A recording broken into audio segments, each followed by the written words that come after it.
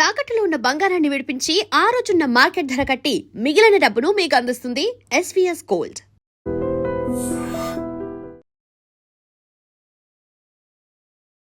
నమస్కారం, welcome to I dream. ధర్మ మార్గం విత్ విజిత కార్యక్రమానికి స్వాగతం.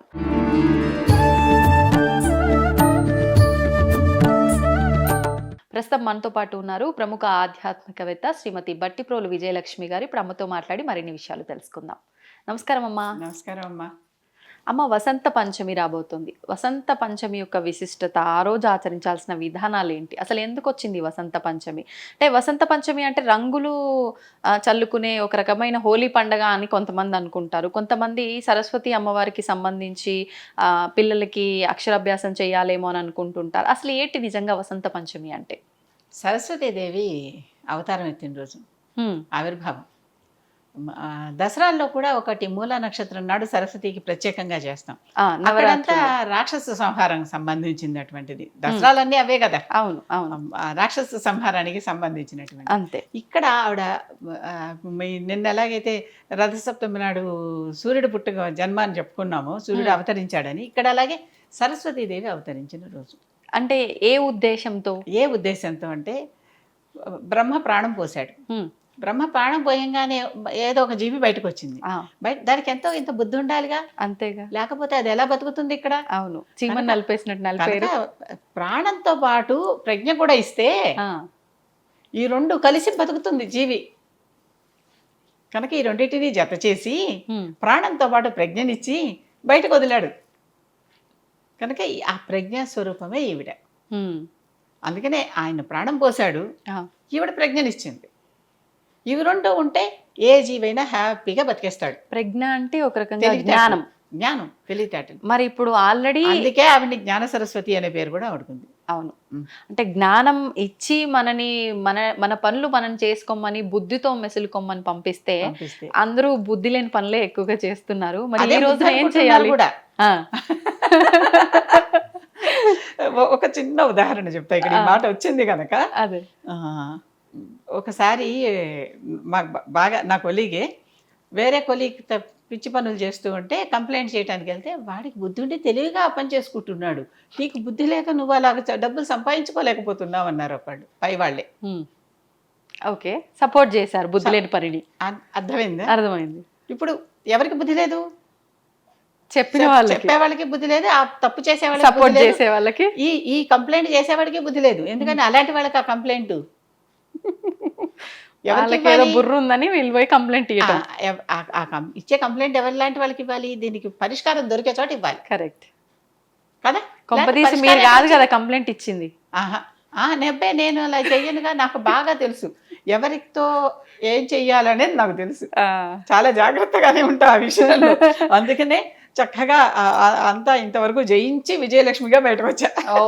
విజయలక్ష్మిగా లోపలికి వెళ్ళి విజయలక్ష్మిగా బయటకు వచ్చా. మరి అందరూ విజయలక్ష్మి గారిలా విజయంగా ఉండాలంటే ఈ దేవుడిచ్చిన వాటిని వాడుకోవటమే. దేవుడిచ్చాడుగా, మధ్యలో దానిని పెంచుకోవటానికి వీలైనంత చదువుని కూడా ఇచ్చాడుగా. చదువుకుంటున్నాం కదా. చదువుకున్నది కేవలం మార్కుల కోసమే కాకుండా అనే మాట వాడాను ఒకసారి. అలా మార్కుల కోసం కాకుండా దానిని మన జీవితంలో, ఇప్పుడు నేను లెక్కల టీచర్ని కనుక లెక్కల్లో చెప్తాను ఒక మాట, ఒక విషయం. ఒక లెక్క అంతా చేస్తే 5 మార్క్స్ వచ్చేసాయమ్మా, చాలా అద్భుతం, వెరీ గుడ్, ర్యాంక్ కూడా వచ్చింది కింద, వెరీ గుడ్ అన్నారు. 5కి 5 లెక్కలు మార్క్ వస్తే లాభం ఏంటి? ఈ 5కి 5ని నువ్వు జీవితంలో, సపోజ్ ఇది ఎడిషన్ అనుకుందాం, ఫస్ట్ ప్రక్రియ కనుక చెప్తున్నా, ఈ ఎడిషన్ ని బయట కూడా వాడు ఒకడు 5 రూపాయలు ఇంకోటి 10 రూపాయలు ఇస్తే 2 కలిపితే 15 అని చెప్పుకోగలిగితేనే కదా వాడికి పనికొచ్చేది. అంతేగా. అవును, ఒకటి 30 పావలా ఇచ్చాడు, ఇంకోటి పావలా ఇచ్చాడు, 2 కలిపితే రూపాయి అని చెప్పుకోగలిగితేనే కదా మనకు ఆ జ్ఞానం పనికొచ్చింది. అవును. కనుక చదువుకుని వదిలేయటం కాదు, ఆ చదువుని జీవితంలో మనం వాడుకోవాలి కూడాను. వాడుకొని చదివేందుకు? ఈ మధ్య ఇది జరగట్లేదు కాబట్టి పెద్దవాళ్ళు అంటారు, చదివినోడు కన్నా చాకలోడే మేలురా అని చెప్పి. వాడు తనకు వచ్చినటువంటి ప్రజ్ఞని వాడుకుంటున్నాడు. అక్కడ మనం గౌరవించాలి అక్కడ ఆ ప్రజ్ఞని. అవును, ఎక్కడ ప్రజ్ఞ ఉంటే అక్కడ నమస్కరించవలసిందే. అది ఎవరనేది అనవసరం. అవును, ఆ ప్రజ్ఞ ఉన్న వాళ్ళే. ప్రాణం లేకపోతే ఎలాగో అది బయటే పారేస్తాం అనుకోండి, అది మనం వాడం. అవునా? ప్రజ్ఞ లేని వాడికి వాడి, అందుకనే రవికాంచన చోట కవికాంచునని సూర్యుడు పడని చోట కూడా కవి వెళ్తే ప్రజ్ఞతో రాణించేస్తాట, అక్కడ వెలిగిపోతాట. ఓహో కదా, ఆ సభలో వెలిగిపోతాడు అంతే, ఎందుకంటే ప్రజ్ఞ ఉంది. అవును. కనుక ఆ ప్రజ్ఞ ఎక్కడ ఉంటే అక్కడ అది సరస్వతీదేవి. మరి అంటే ఈ ప్రజ్ఞ రావాలంటే ఈ రోజుని ఎలా ఉపయోగించుకోవచ్చు అంటారు? ఈ రోజున అమ్మవారి ధ్యానాలు చేయటం, అమ్మవారికి నమస్కరించుకోవటం, ఆవిడ స్తోత్రాలు చదువుకోవటం, ఆవిడ కవచం, సరస్వతి కవచం ఆవిడ మనని కవచంలాగా రక్షిస్తుందట. నిజంగానే ఇందాక వచ్చిన సన్నివేశం ఉందే, ఒకళ్ళ మీద ఒకళ్ళ కంప్లైంట్ చెప్పుకునే సన్నివేశం, మన మీదకి బాణం రాకుండా ఉంటే సరస్వతి కవచం చదువుకుంటే అప్పుడు అమ్మవారు వాగ్వాదిని రూపంలో మన నాలుక మీద ఉండి మనకి పలికిస్తుంది. ఏం పలకాలో అదే పలికిస్తుంది. అంటే హ్యాండిల్ చేసుకోవచ్చు సిచ్యువేషన్ని మనకు తగ్గట్టు. ఇట్లాంటి సిచ్యుయేషన్ని అమ్మవారి కరుణ మన మీద ఉంటే మనకి అది పనిచేస్తుంది. వాగ్వాదిన్యై నమః అనే మాట చదువుకోవచ్చు, ఆ మంత్రం చెప్పుకుంటూ వెళ్ళొచ్చు, ఆ నామం చెప్పుకుంటూ వెళ్ళొచ్చు. ఐం అనేది సరస్వతి బీజం. ఐం ఐం ఐం అని చెప్పుకుంటూ ఉంటే ఎప్పటికీ మనలోని ఆ లోపల ఉన్నటువంటి బుద్ధి ప్రచోదనం అవుతూ ఉంటుంది. అంటే నిత్యము చెప్పుకోవచ్చు, నిత్యము ఎప్పుడు మనసులో అది అలా పలుకుతూ ఉండాలి. పెదాలతో పలకలేని ప్రతిసారి మాట్లాడుకుంటుంటే వీడెవరు పిచ్చాడు, వాడు మాట్లాడుకుంటున్నాడు అనుకుంటారు పక్క వాళ్ళు. అవును, ఏ పని చేస్తూ అయినా మనసులో స్మరించుకోవచ్చు. మనసులో చేసుకుంటూ ఉంటే మన బుద్ధి ఎప్పటికప్పుడు ఉత్తేజితం అవుతూ ఉంటుంది. అక్కడికప్పుడు ఏం పని కావాలో ఆ పని చేస్తాం, అక్కడ ఏం పదం వాడాలో ఆ పదం వాడతాం, ఎవరితో మాట్లాడాలి ఎవరితో మాట్లాడద్దు అనేది కూడా చేస్తాం, అవన్నీ జరుగుతాయి. కనుక సరస్వతీదేవికి అంత ముఖ్యం. మనలోని ప్రజ్ఞా రూపంలోనే ఉన్నటువంటి, మనందరిలో ఉన్నటువంటి సరస్వతి, వాక్కులో ఉన్నటువంటి సరస్వతి. అందుకనే ఆవిడకి గీర్వాణి అని, వాగ్దేవి అని ఇవన్నీ పేర్లు. జ్ఞానాన్ని ఇస్తుంది కనుక జ్ఞాన సరస్వతి. ఈవిడ ఎంత జ్ఞానం కలదంటే లలితాదేవికి ఈవిడ మంత్రి. ఈవిడ జ్ఞానాన్ని, ఈవిడ బుద్ధిని గుర్తించి లలితాదేవి తన రాజముద్రికని ఆవిడకిచ్చి మంత్రిగా చేసింది. మంత్రిని ఈవిడ. ఈ మంత్రినిగా ఉన్న రూపాన్ని శ్యామల అన్నారు. సరస్వతికి ఎన్ని రూపాలు? నీలశ్యామల, లఘుశ్యామల, రాజశ్యామల, మాతంగి, మాతంగి, సరస్వతి, నీల సరస్వతి, జ్ఞాన సరస్వతి, ఇన్ని రూపాల్లో ఆవిడ ఉంటుంది. మామూలుగా మాతంగి రూపంలో నల్లగా ఉన్న, సరస్వతి రూపంలో తెల్లగా ఉంటుంది. అవును, అంటే తెల్లగా ఉన్నా నల్లగా ఉన్నా జ్ఞానం జ్ఞానమే, జ్ఞానం జ్ఞానమే. కనుక ఒక రూపంలో అలా ఉంటుంది, ఒక రూపంలో ఇలా ఉంటుంది. ఆవిడ చేతిలో ఎప్పుడు వీణ ఉంటుంది. ఈ వీణ మీద పైన ఒక 4 తీగలు, కింద ఒక 3 తీగలు ఉంటాయి. ఇదేమో తాళం వేయటానికి, ఇవేమో ఇవి త్రికరణాలు, ఇవి 4 ఇవి త్రిగుణాలు, ఇవేమో 4 మన లక్షణాలు. వీటితో మనం ఆవిడ అవన్నీ కంట్రోల్ చేస్తూ ఉంటుంది.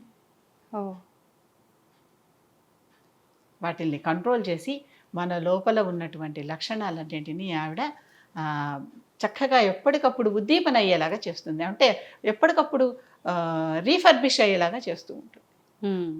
చేసి అటువంటి గుణాలను ఇస్తుంది. అటువంటి శ్యామలాదేవి ఎవరికొద్దు? ఈ మధ్య రాజశ్యామల చాలా ప్రచారంలోకి వచ్చేసింది. సీఎంలు కావాలంటే రాజశ్యామల యాగం చేసేస్తే అయిపోతారు అని. సీఎంలు కావాలంటే కాదు, మనకి ఏ పదవి కావాలన్నా శ్యామలాదేవి అనుగ్రహం, రాజశ్యామలాదేవి అనుగ్రహం ఉంటే అవుతుంది. కానీ మనం అంత త్రికరణంగా చేయాలి. మరి చేసిన వాళ్ళందరూ సీఎంలు అయిపోయారా? కాలేదుగా, కాలేదు. చాలా కనీసం 7-8 మంది 10 మంది చేసి ఉంటారు, ఎవరో ఒకడే అవుతాడు. అంటే ఏంటి? వాళ్ళ దాంట్లో ఏదో లోపం ఉంది, వాళ్ళకి ఆ యోగం లేదు. యోగం లేకపోతే ఏది కలగదు కదా ఎప్పటికైనా. ఆ యోగం లేదు, లేదా వాళ్ళ ప్రయత్నంలోనే లోపం ఏదో ఉంది. ఇలాంటివన్నీ. కనుక లఘుశ్యామల ఈవిడ అమ్మవారి దగ్గర ఒక పరిచారికలాగా ఉంటుంది. ఈ లఘుశ్యామల చదువుకుంటూ ఉంటే మంత్రం మనకి ఇంటర్నెట్లో దొరికేస్తున్నాయి ఈ మధ్యన. ఏది కాగితం మీద రాసి సరస్వతి దేవాలయానికి వెళ్ళి అమ్మవారి పాదాల దగ్గర కాగితం పెట్టి మళ్ళీ తీసుకోండి, పూజారి పెట్టమంటే పెట్టిస్తాడు కదా, ఆ మంత్రం ఉపదేశం వచ్చినట్టుగా భావించి, లేకపోతే ఏ గురువైనా ఇస్తే తీసుకోండి, తీసుకుని ఆ మంత్రం చేసుకుంటే చిన్న చిన్న పనులకు మనకి ఆ ఇబ్బందులు వచ్చేటటువంటి చిన్న చిన్న పనులు ఉంటాయి. అవును, మళ్ళీ అది కూడా ఇప్పుడు శ్రద్ధాభక్తి లేదా ఏది రాదు. ఆ శ్రద్ధాభక్తితో ఈ మంత్రాలు చేసుకుంటూ ఉంటే మనకి ఏ పనులు కావాలన్నా అవుతాయి. విద్య కావాలంటే విద్య వస్తుంది, ప్రజ్ఞ కావాలంటే ప్రజ్ఞ వస్తుంది, వాగ్వాదంలో రాణించాలంటే వాగ్వాదంలో రాణిస్తాము, సభల్లో పూజింపబడాలంటే సభల్లో పూజింపబడతాము. శ్యామలాదేవి మహత్యం అది. Okay okay. అందుకే ఇప్పుడు ఈ శ్యామలా నవరాత్రులని వసంత పంచమికి అటు ఇటు కలిపి మొత్తం 9 రోజులు పాడ్యమి నుంచి నవమి దాకా చేసుకుంటాం. అవును. శ్యామలా నవరాత్రులు గుప్త నవరాత్రులు అనేవారు. అందరూ చేసుకునేవారు కాదు. కేవలం ఆ దేవతను అందరికీ పదవులు అక్కర్లేదుగా. అవును. కనుక ఆ దేవతను ఆరాధించేటటువంటి అతి కొద్ది మంది మాత్రమే చేసుకునేవాళ్ళు. రాను రాను అన్నీ బహిర్గతం అయిపోతుంటే ఒకప్పుడు వేదాలు ఎవరికీ తెలియదు, అవునా? ఒకప్పుడు మంత్రాలు ఎవరికీ తెలియదు, ఒకప్పుడు బీజాక్షరాలు ఎవరికీ తెలియవు. ఇప్పుడు అన్ని అందరి చోట్ల ఇలా నొక్కంగానే వచ్చేస్తున్నాయి. అలాగే శ్యామలా నవరాత్రులు కూడా బహిర్గతం అయిపోయాయి, అందరూ చేసుకుంటున్నారు. దేవతా ఆరాధనే కనుక చేసుకుంటే తప్పులేదు. అదే క్షుద్ర మార్గాల్లో చేసుకుంటేనో తాంత్రిక మార్గాల్లో చేసుకుంటేనో తెలియని చోటికి వేలు పెట్టి దాంట్లో వేలు పెట్టాక వేలు ఇరిగిపోయిందంటే ఎట్లా? కనుక అటువంటి మార్గాలు బాగా తెలుసుంటే దిగండి, తెలుసున్న వాళ్ళతో దిగండి, లేకపోతే వెళ్ళొద్దు. చక్కగా మీ దేవతను మీరు పూజించుకుంటూ ఆవిడకి మధురమైనటువంటి పాలు పాయసమో నైవేద్యం పెట్టండి, అందరికీ పెట్టండి, మీరు తినండి. పిల్లల్ని ఆ రోజు కూర్చోబెట్టండి, వాళ్ళ చేత ఏమన్నా చక్కగా 4 పద్యాలు చెప్పించండి. అక్షరాభ్యాసాలు కూడా చేస్తారు. మూఢం కనుక అక్షరాభ్యాసాలు చేయాలా వద్దా అన్నట్టు ఒకటి ఉంది. ఎంత మూఢమైనప్పటికీ కూడా దీని విలువ దీనిదే. మామూలు రోజుల్లో ఉన్నంత విలువ లేకపోయినా కొంచెం తక్కువగా అయినా దీని విలువ దీనిదే.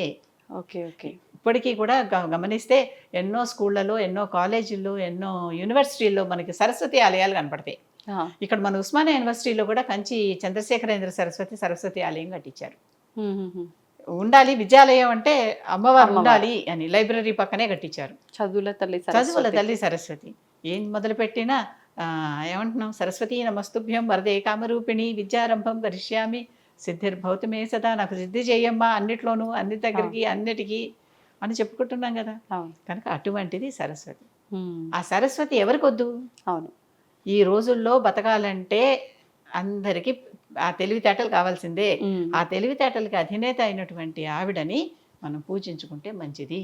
లేకపోతే ఈ ప్రపంచంలో బతకటం కష్టం. అంతే. తెలివిగా నెగ్గుకు రావాలి కదా. అవును. నొప్పింపక తానొవ్వక. అవును. కనుక అటువంటప్పుడు శ్యామలాదేవి ఆరాధన చేస్తే, సరస్వతీదేవి, సరస్వతి ఒకటే ఆరాధన చేస్తే ఆవిడ చక్కగా మన వాటన్నిటి నుంచి దాటించి ఎప్పుడు ఏ మాట మాట్లాడాలో, ఎప్పుడు ఏ విధంగా ప్రవర్తించాలో మనకి బుద్ధి ఇస్తుంది. బుద్ధి చాలు కదా బతికి బయటపడిపోవటానికి. అంతే. అది. ధన్యవాదాలమ్మా.